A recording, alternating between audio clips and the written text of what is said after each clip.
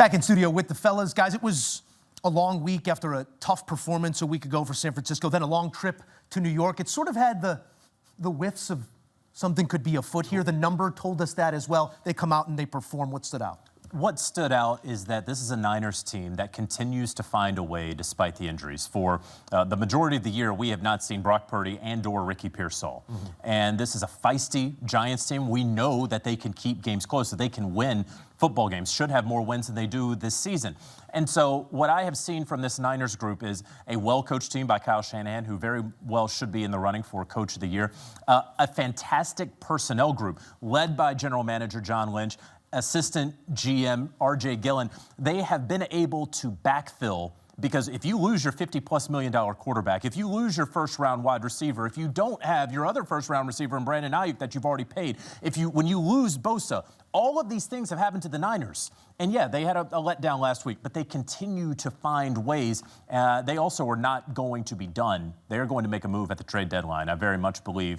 Probably add at pass rusher. They added Keon White a couple days ago. They could add some more. We'll see what they're up to here before the deadline. We'll keep it always with Jonathan Jones, our lead NFL insider, for all the latest before that deadline. I want to get to the other side here as well, because always a conversation to be had around the Giants. Now 2-7 on the season. The coach very much coaching for his job. The GM working the phones for his as well. You're down the spirit in your rookie running back, and your quarterback can't seem to stay away from contact right now. See, I'm glad that you mentioned Cam Skattebo, because watching this offense today, they look completely different than they do with Cam Skattebo on the field. The intentionality, the sense of urgency, the aggressiveness, the mentality of this offense is not the same without Cam Skattebo. Jackson Dart is trying to replicate that, but he's going to get himself hurt in the process. Not only is he going to get himself hurt, he's going to get Brian Daboll fired. Somebody in this organization needs to tell Jackson Dart, you are our most prized asset. You need to take care of yourself that way. Granted, we're losing right now, but we're building around you. The only way we can do that is if we keep you healthy and keep you on the field. So other guys are going to have to step up to pick up some of the load from Cam Skattebo. But the message is Jackson cannot do this on his own, nor should he try to have to, because he's going to get himself killed. Should that be Russell Wilson's job? Should that be Jameis Winston's job? Right? Like who? Because you're absolutely right. We've seen it time and again with these guys. You're not invincible. Ben, whose job is that to tell him that?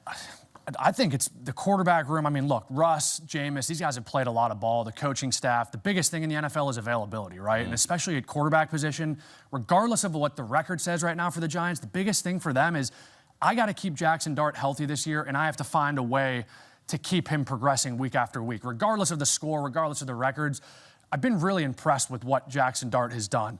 200 yards today, 3 total touchdowns, 60 yards on the ground. I mean, he's playing well. This team is banged up. No running back, no Malik Neighbors. So the biggest thing, you hit it. Be smart when you get out of the pocket. Sometimes as a quarterback, sliding is your best friend, and especially in the NFL where guys are twice the size of you, twice the speed of you. There's a time. I would even say if you're Jackson Dart, you have to have the self-awareness to be able to go in the locker room and say, guys, I need y'all to step up. I need somebody to make a play, whether it's Gunnar Olszewski, who's mainly a punt returner, but you need him at receiver. I need you to be at this spot at this time so I don't have to run for my life and then take a hit that's just completely unnecessary. To borrow from the poet laureate, beast mode, take care of your chicken, take care of your mentals. We'll see if they can take care of that win column sooner rather than later. Now 2-7, and that last gasp maybe was the win against Philadelphia. So much emotion in and out of that one, but still looking for a win since. A look at some Mac Jones numbers. Perhaps this was his last start prior to the return of Brock Purdy.